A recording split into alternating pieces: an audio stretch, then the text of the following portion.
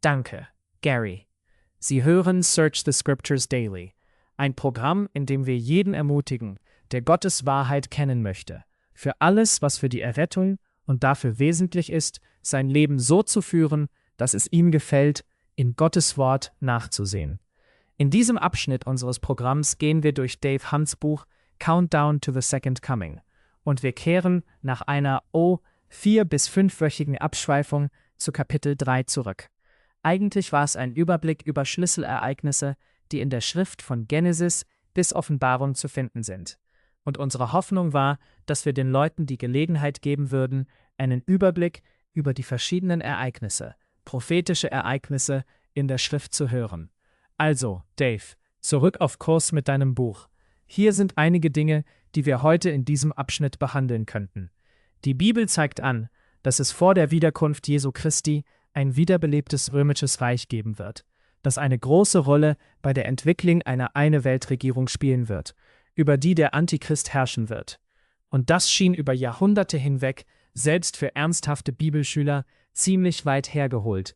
Aber dann sehen wir 1989 den Zusammenbruch des Kommunismus in Osteuropa und die erstaunliche Entwicklung der Europäischen Union. Dave, wie siehst du, wie das alles zusammenkommt? Nun, Tom, ich denke, das wiederbelebte Römische Reich umfasst natürlich mehr als Westeuropa. Und der Papst begann über ein wiederbelebtes Europa zu sprechen. Oh, ich glaube, bevor die meisten anderen Leute das öffentlich taten. Und dann begann Gorbatschow, der Kumpel des Papstes, zu sagen, nun, aber das basiert auf dem Christentum. Und wir Russen sollten auch Teil Westeuropas sein, wegen unseres christlichen Erbes. Leichtes Lachen? Ja. Gorbatschow hat tatsächlich gesagt, dass seine Mutter eine praktizierende orthodoxe Gläubige war. Nun, du weißt ja, welches christliche Erbe er meint. Ja. Als der Zar, ich glaube, das war um 900 nach Christus, eine einheitliche Religion für ganz Russland etablieren wollte. Er schaute sich den Islam an, aber da durfte man keinen Alkohol.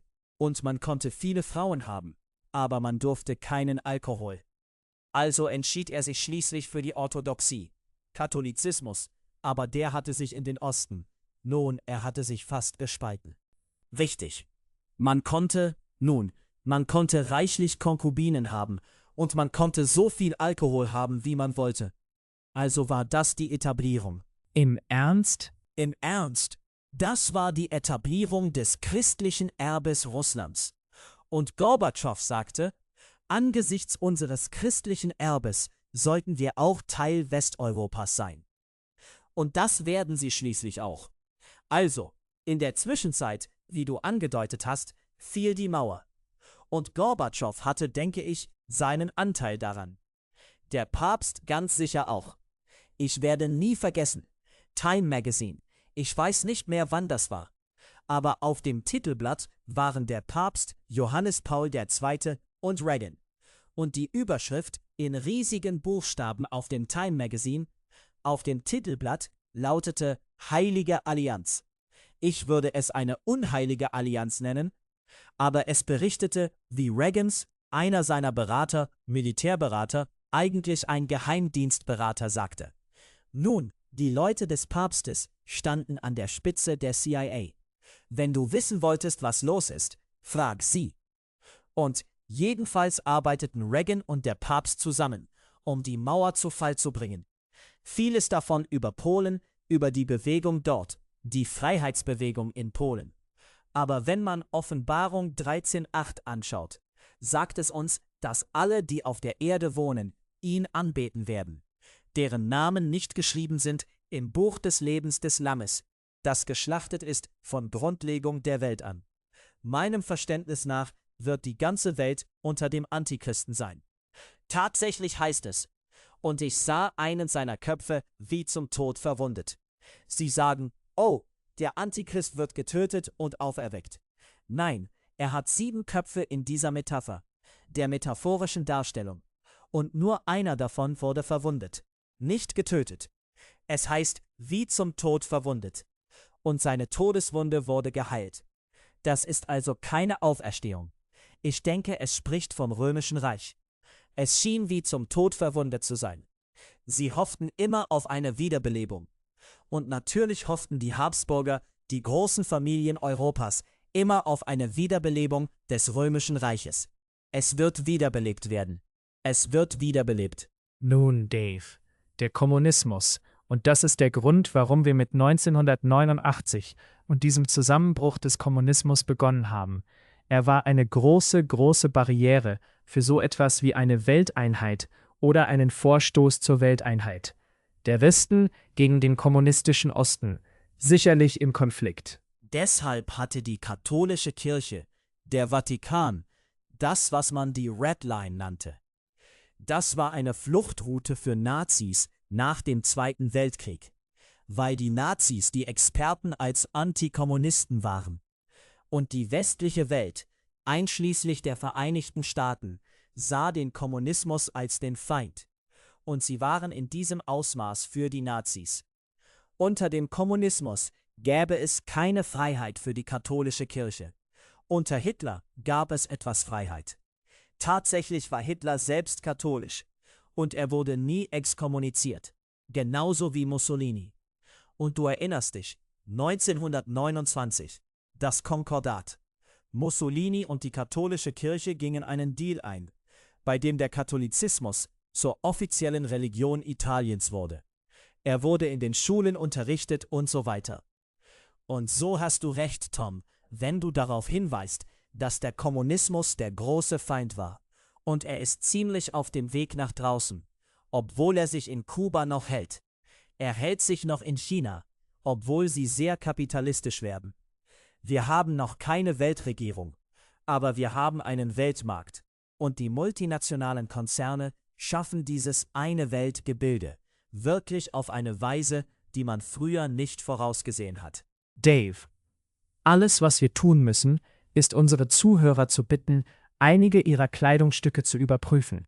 Besonders Kleidung fürs Wandern und Campen und all das. Da steht überall Made in China. Richtig.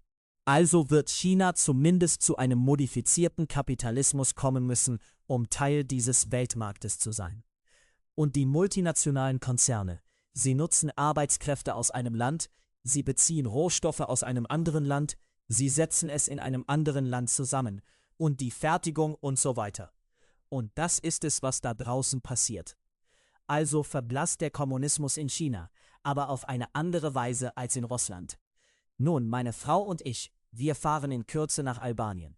Die waren sehr eng mit den chinesischen Kommunisten. Amerikaner konnten dort nicht hin, wie du dich erinnerst. Jetzt können wir. Es ist eigentlich ein muslimisches Land. Der Kommunismus ist weg und der Islam ist der große Feind, der weltweiten Einfluss hat. Sogar über den Kommunismus hinaus. Aber das ist ein anderes Thema. Also er wird über alle Stämme und Sprachen und Nationen herrschen, heißt es in Vers 7. Und es wurde ihm Macht gegeben über alle Stämme und Sprachen und Nationen. Wer gibt ihm die Macht? Nun, es heißt, der Drache, Vers 2, das ist Satan, gab ihm seine Macht und seinen Thron und große Vollmacht. Nun, es ist interessant. Christus, du erinnerst dich, Satan versuchte ihn in der Wüste. Er zeigte ihm alle Königreiche der Erde in einem Augenblick. Und er sagte, dies alles will ich dir geben, wenn du niederfällst und mich anbetest. Natürlich würde Christus nicht niederfallen und Satan anbeten. Satan wird der Gott dieser Welt genannt und er will von der Menschheit angebetet werden. Er ist der große Rivale Gottes darin, Männer und Frauen, diese Welt, zu umwerben, ihm zu folgen. Also der Antichrist, ihm wird die Welt angeboten und er nimmt sie an und er fällt vor Satan nieder. Der Drache gibt ihm seine Macht und seine Autorität. Nun, es ist interessant. Als Satan zu Christus sagte, das alles, ich gebe dir die Welt, alle Königreiche der Welt, ich gebe sie dir, wenn du niederfällst und mich anbetest. Jesus sagte nicht, hey, die gehören dir gar nicht, um sie zu geben. Tatsächlich gehören sie ihm, um sie zu geben. 1 Johannes 5,19, ungefähr Vers 20. Wir haben früher in der Sonntagsschule gesungen, er hat die ganze weite Welt in seiner Hand. Erinnerst du dich? Wir sprachen über Jesus. Nein, der ist es nicht, der die ganze weite Welt in seiner Hand hat. Jesus ist verworfen worden. Er ist aus dieser Welt hinausgeworfen worden, so wie er aus unseren öffentlichen Schulen hinausgeworfen wurde, weshalb wir dort jetzt die Probleme haben, die wir haben. Und die ganze Welt ist in der Macht von, heißt es, dem Bösen. Dem Bösen. Also gibt er diese Autorität, diese Macht dem Antichristen. Es wird eine schreckliche Zeit sein, Tom, jenseits unseres Vorstellungsvermögens. Ja, nun, Dave, lass mich dich nur ein bisschen zurückholen, nur für einige unserer Zuhörer vielleicht. Wir leugnen dabei nicht die Souveränität Gottes, oder? Nein, absolut nicht. Gott war souverän, als Satan rebellierte, nicht wahr? Richtig. Er war souverän, als Adam und Eva rebellierten. Er ist jetzt souverän. Und er gab 10 Gebote, nicht 10 Vorschläge. Menschen brechen sie jeden Tag. Und das stellt Gottes Souveränität nicht in Frage. Wir haben eine souveräne Regierung, würde ich denken, in den Vereinigten Staaten. Bundesregierung.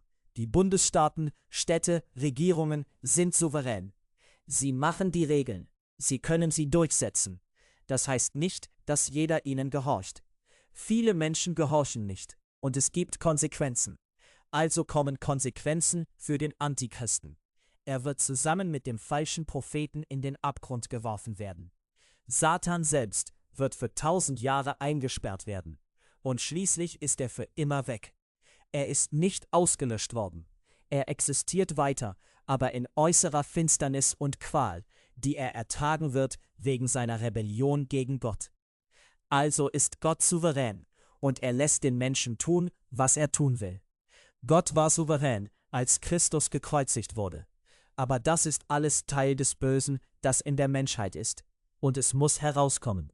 Und es gibt eine Lösung dafür. Für diejenigen, die bereit sind, das Opfer Christi an ihrer Stelle anzunehmen. Also wird Satan seine Quittung bekommen. Der Antichrist auch. Aber in der Zwischenzeit wird es grauenhaft werden. Nun, ein Punkt, den du in diesem Kapitel machst, Dave. Die Cäsaren kontrollierten ein weit größeres Reich als die Europäische Union, die Welt ihrer Tage. Mit anderen Worten, diejenigen, die auf die Europäische Union schauen und sagen, oh, das werden die 10 Mächte sein. Es wird in 10 Teile aufgespalten, oder es werden einfach 10 Nationen sein. Aber es sind mehr als. In Westeuropa. Richtig. Es sind mehr als das. Sogar. Du hast jetzt 15 davon. Und Tom, du erinnerst dich, in Rom, als wir zum Kolosseum fuhren, auf dieser Mauer als Mosaik. Es war ziemlich gut gemacht. Hattest du das ehemalige römische Reich ausgebreitet. Es ging hinunter durch Syrien, Libanon, quer durch Nordafrika bis zum Atlantischen Ozean. Es ging hinauf bis ins sowjetische Armenien. Und es war viel, viel größer als Westeuropa. Und übrigens wird der Antichrist, glaube ich, aus diesem Gebiet hervorkommen. Irgendwo. Er könnte aus Assyrien sein. Manche denken das. Es gibt einige interessante Aussagen über den Syrer. Ich weiß es nicht. Aber er muss, denke ich, in dem geboren sein, was damals das römische Reich war. Wegen Daniel 9,26, wo es heißt, das Volk des Fürsten, der kommen wird die Stadt und das Heiligtum zerstören. Das heißt Jerusalem und den Tempel. Und es wurde durch die römischen Heere des Titus zerstört.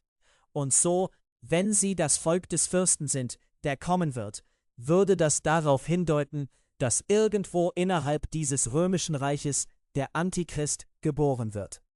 Aber wie du hervorhebst, wird das nicht die Ausdehnung davon sein. Denn diese Nationen, die Teil des ursprünglichen römischen Reiches waren, sie kolonisierten die Welt. Interessanterweise brachten sie das Christentum, und vieles davon war Katholizismus. Sie legten weltweit das Fundament für eine falsche Weltreligion, ein falsches Christentum, überall auf der Welt. Also kolonisierten sie die Welt. Nun sind diese Kolonien, du weißt schon, Kolonisation, die Kolonialmächte sind geschrumpft.